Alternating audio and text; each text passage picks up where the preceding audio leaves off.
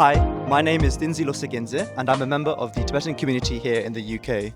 I'm delighted to be joined by Rinchen Griffith-Scholar, who is the UK's first ever Tibetan MMA fighter, and is fighting on the 20th of December at the iconic Indigo at the O2 for his biggest fight yet.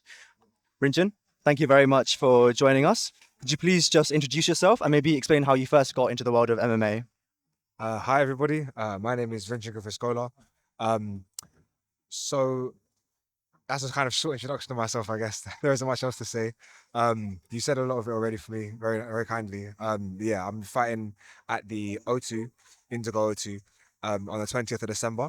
My journey into MMA, so I started MMA when I was about, I want to say 19, 20 years old. I was at university and I was looking to join more martial arts clubs. At the time, I was competing in the local taekwondo and the university taekwondo team as well. And I decided I wanted to try some other martial arts. I was looking at MMA. Um, I joined a really, really good club at the time called Fight for Peace. They were doing jiu-jitsu and it was free for kids under 26, young people under 26.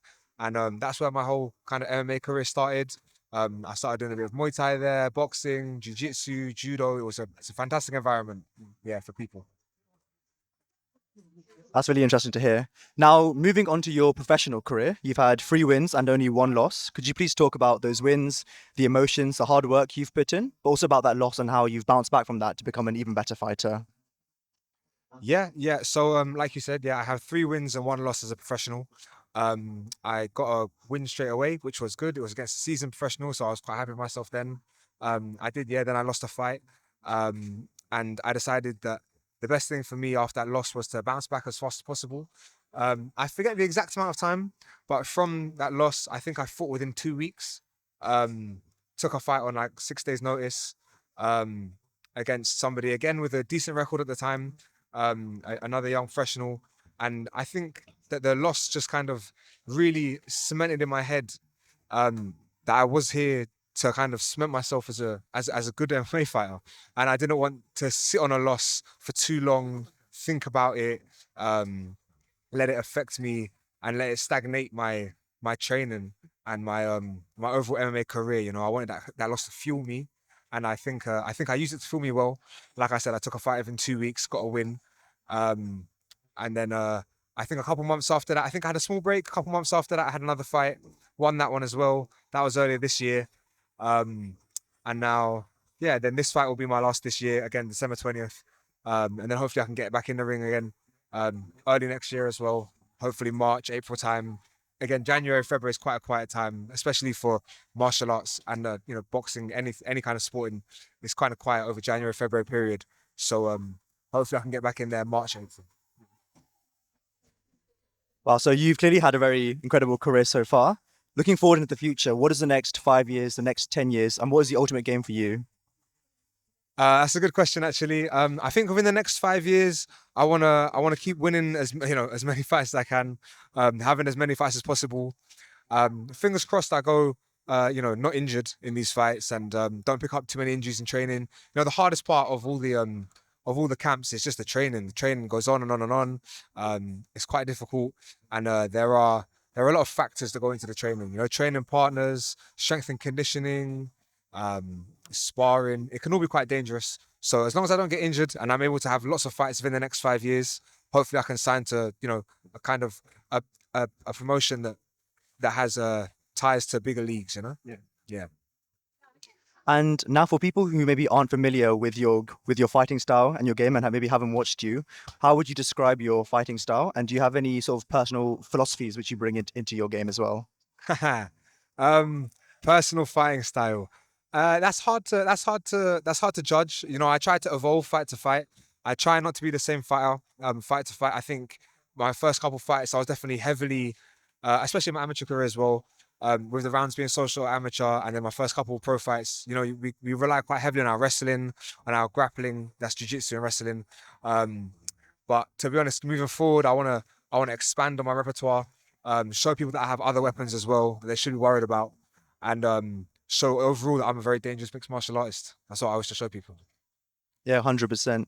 And now moving to sort of outside the gym and outside of your MMA career, who exactly is Rinchen? What do you enjoy getting up to in your spare time? Well, MMA is this kind of all-encompassing. It is this kind of all-encompassing being when you partake in it. It's not as simple as having so much free time that you can be all these other people. MMA does take up my whole life. Um, Everything I do is kind of structured around my training schedule, the way I live, the time I get off. It's all structured around. I'm not thinking about my days off as days off. They're rest days, which again there really aren't that many of anyway. So typically, I think day to day, I'm just another guy trying his best to be the kind of best martial artist I can be. And I know that you're very proud to be Tibetan. I've seen you holding up the Tibetan flags at your fights, which is great to see. How has being Tibetan affected you both on a personal level and also when it comes to your MMA career? Yeah, so I'm very proud of being a Tibetan person. I was born in London, but I'm lucky enough to have been to Tibet when I was young. I was there for a little while, and I experienced so much of the people and the culture. And it's such a difficult place to be, and I don't want to speak too much about my journey there because it was quite difficult. Um, but there are a lot of Tibetans struggling right now in Tibet, and also there are a lot of Tibetans internationally that fight and they do very well in MMA. Sorry, I was a little distracted. But yeah, so like I was saying, there are a lot of Tibetans that fight MMA internationally. They're very good, but unfortunately for them, they are unable to represent Tibet. They can't carry the flag. They can't even compete under their own names. Their names are changed. They have to put on these personas, these Chinese kind of personas and represent China. I'm very, very fortunate that I'm kind of able to represent Tibet, carry my own name, carry my own flag. Um, and the British community, the people of London, the people of England, and also the Tibetan community in England, they've all supported me massively through this. And I really appreciate that. And just touching on that last bit, do you have any message for the Tibetan community in the UK and especially for the Tibetan children who may be looking up to someone like yourself who is excelling in their field? It's very kind of you to say I'm excelling in my field. I think I'm far from that just yet. But for any young Tibetans out there that do want to compete in MMA, just know that this game is not an easy one. It's quite a difficult game. It's quite a hard sport to master. You never really master MMA.